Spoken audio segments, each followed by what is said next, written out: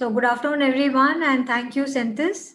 It is a very basic talk on evaluation of dry eye. Whatever the etiology of dry eye, the symptoms are fairly common: discomfort, dryness, burning, foreign body sensation, photophobia, fluctuating vision.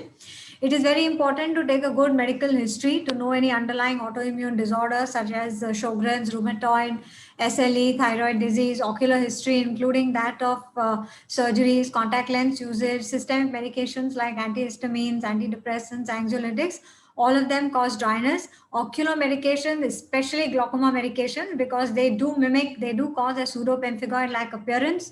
Presence of allergies, they're presenting complaints and history of also ocular treatment of dry eye. Then there are a number of risk factors of dry eye disease. Some of them I've mentioned earlier. And we all know broadly we have two types: the aqueous deficient dry eye and the evaporative dry eye. And there is a host of etiologies for both of them. Whatever the etiology, whether aqueous deficient or evaporative, there is basically an increased tear hyperosmolarity, which along with the cytokines causes a damage to the ocular surface epithelium, goblet cells, causes tear film instability, and that further accentuates the hyperosmolarity and sets in a vicious cycle. To grade the dry eye symptoms, you have a number of questionnaires. One of them is the Ocular Surface Disease Index questionnaire, which is simple, easy. It measures the frequency of the dry eye symptoms, the environmental triggers, and the vision-related disturbances it causes the patient. And it can grade the severity from mild to severe. We need to start with a visual acuity examination to differentiate asthenopic symptoms from the dry eye symptoms. Look at the facial skin to look for rosacea, deformities of the hands as in rheumatoid arthritis. Look for entropion, ectropion, lag ophthalmos. Look for dystichiasis, trichiasis, blepharitis.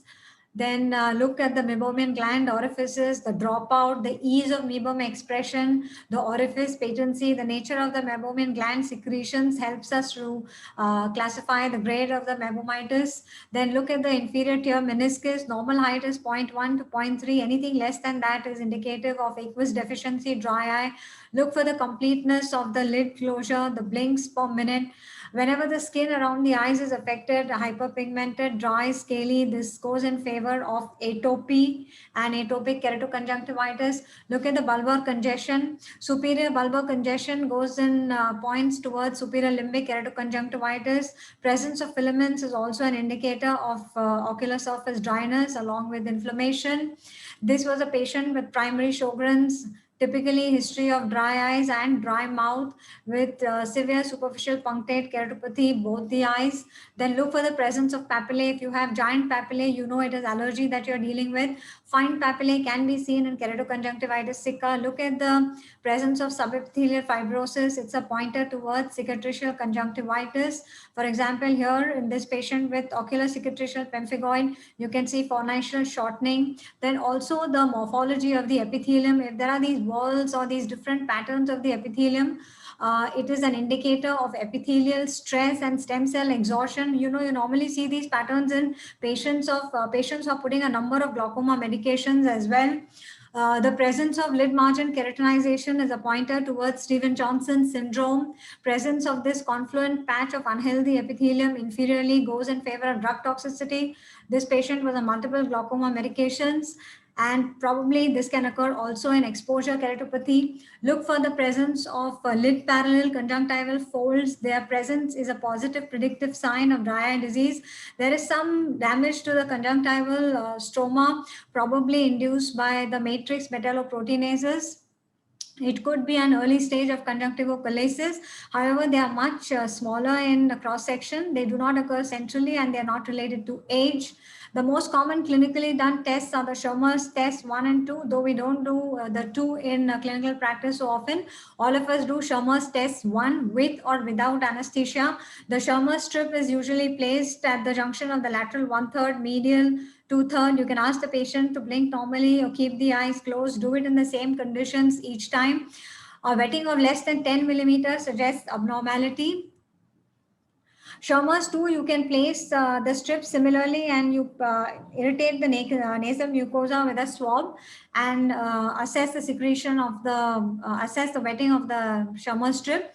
Schirmer's test 1 measures the response of the lacrimal gland to surface irritation. There's a reduced response due to lacrimal gland disease, decreased ocular surface sensitivity, and disruption of the afferent supply to the midbrain. Test 2 measures if the abnormalities at the level of the ocular surface or in the lacrimal gland.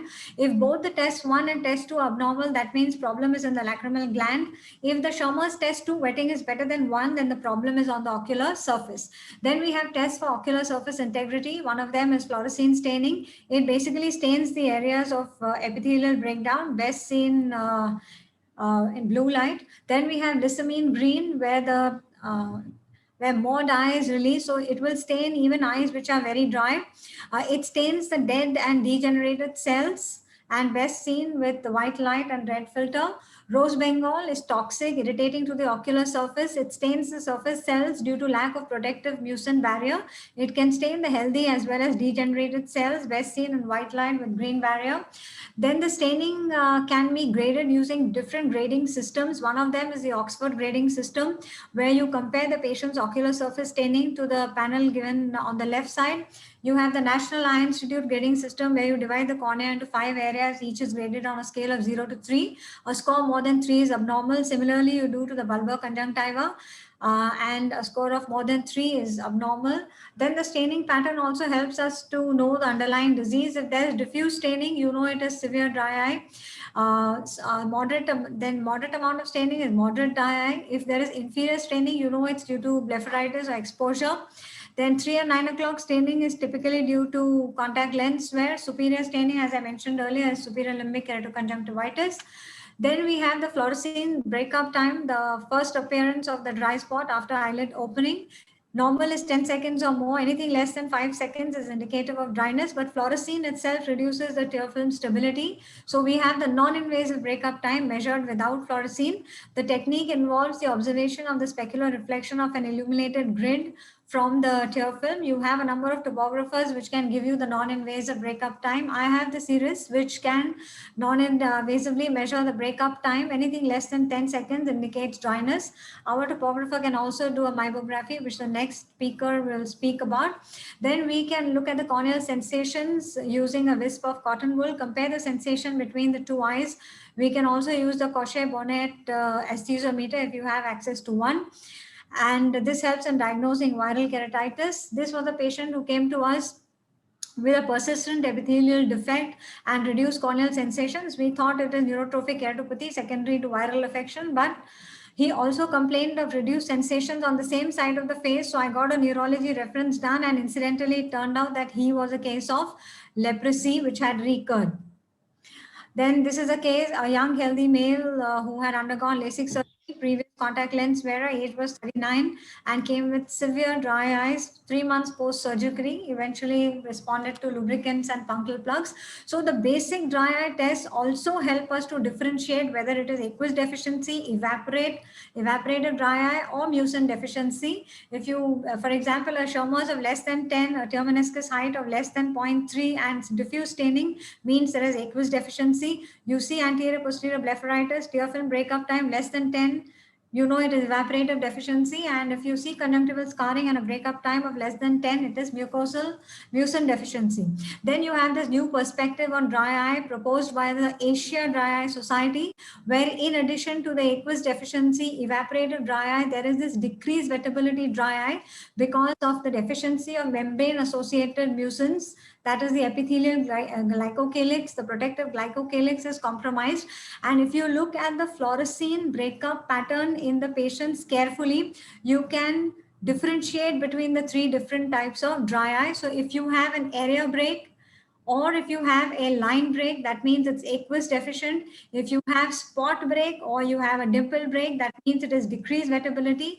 If you have random breaks, meaning it is lipid deficiency. This is what they call tear film oriented diagnosis, or TFOD, to propose a tear film oriented therapy where you target the deficient component. So to conclude, there is no definite gold standard test for dry eye. Basically, it is a combination of the symptomatology and any one of the homeostasis markers. So when you do the tests, it's better to start with the non-invasive breakup time, do the tear osmolarity if you have access to it, do the Schirmer's, do the fluorescein breakup time, and the staining in that order. Thank you very much.